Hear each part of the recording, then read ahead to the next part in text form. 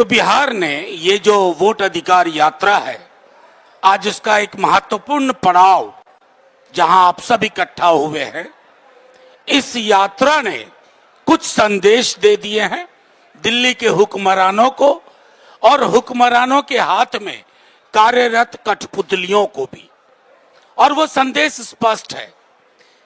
देखिए, बीते दिनों राहुल जी, तेजस्वी जी दोनों ने एक बात कही है, उसको समझने की जरूरत है।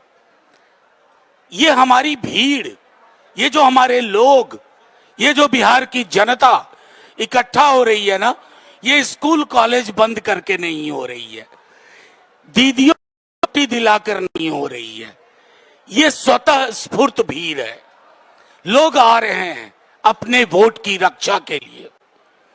कई सारे सवाल हैं जिसका हमने बार बार आपके समक्ष, चाहे मैं सुरजेवाला जी हूं, इससे पूर्व हमारे साथियों ने आपको लगातार कहा है। ये वोट अधिकार यात्रा की आवश्यकता क्यों पड़ी? आजाद हिंदुस्तान में आजादी के बाद चुनाव आयोग के समक्ष और उनके सामने इतना बड़ा सवालिया निशान आज तक नहीं लगा था। छोटे मोटे आरोप लगते थे, छोटे मोटे आरोप लगते थे, लेकिन इतना गंभीर आरोप, जहां ओपेसिटी, गैर पारदर्शिता चुनाव आयोग का आभूषण बन के रह गई। हम सर्वोच्च न्यायालय नहीं गए थे पहले, हम पहले चुनाव आयोग गए थे, हाथ जोड़ा था कि साहब ये अन्याय हो रहा है, ये मतों की डकैती हो जाएगी, ये विलोपित लोग कौन होंगे? ये गरीब गुरबा दलित अल्पसंख्यक है जो बाहर काम कर रहा है, हरियाणा में काम कर रहा है, पंजाब में है, बंबई में है, कलकत्ता में है।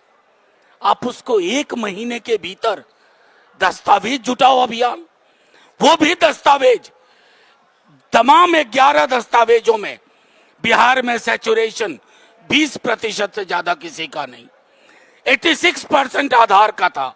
आप माने नहीं। हम सर्वोच्च न्यायालय गए तमाम लोग, और वहां से हमें धीरे धीरे रिलीफ मिली।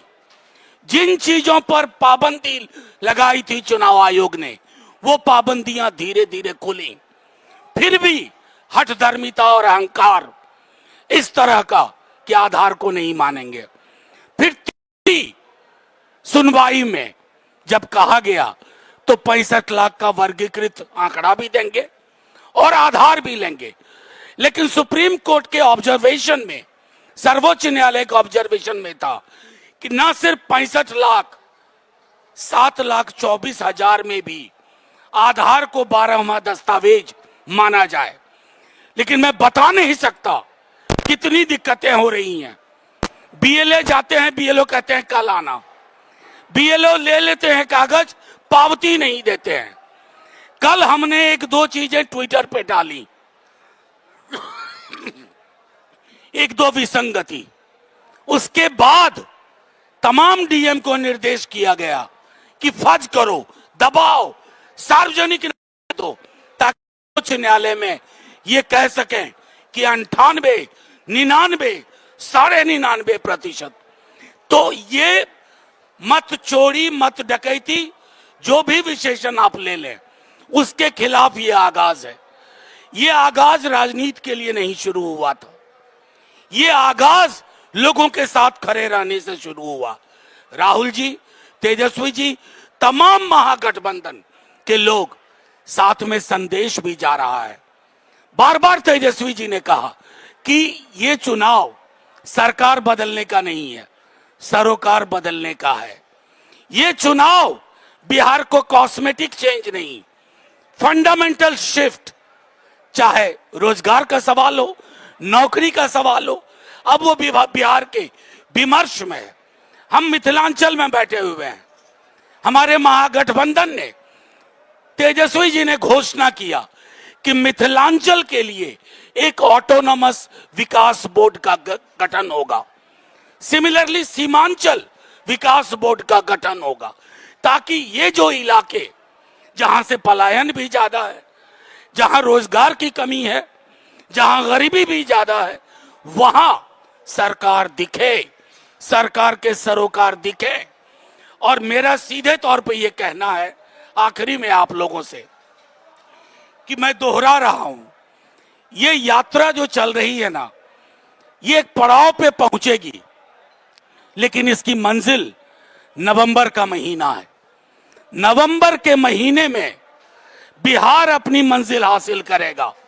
महागठबंधन आप सबके माध्यम से ये वादा है कि जुमले की सरकार नहीं, हालांकि जुमला आजकल खतरनाक हो गया है। अमित शाह जी प्रधानमंत्री जी के लिए बोले तो वो नहीं खतरनाक है, तेजस्वी जी बोल दें तो महाराष्ट्र में मुकदमा, दिल्ली में मुकदमा, यूपी में मुकदमा। तो आखिर में मैं आप सबके माध्यम से, मैं रणदीप भाई को देने से पहले हम आपके सवाल भी लेंगे, लेकिन महत्वपूर्ण यह है कि ये जानिए कि ये यात्रा एक पड़ाव, एक तारीख को हासिल करेगी, लेकिन इसने जो प्रश्न खड़े किए हैं संविधान, मतदान को लेकर के, वो प्रश्न नीचे नहीं जाएंगे और वो अपनी मंजिल हासिल करेंगे। एक गरीब, दलित, पिछड़ा, अल्पसंख्यक, किसी का वोट कटा, कोई भी बेदखल किया गया तो उस बेदखली के खिलाफ ये आंदोलन जलजला पैदा करेगा। शुक्रिया।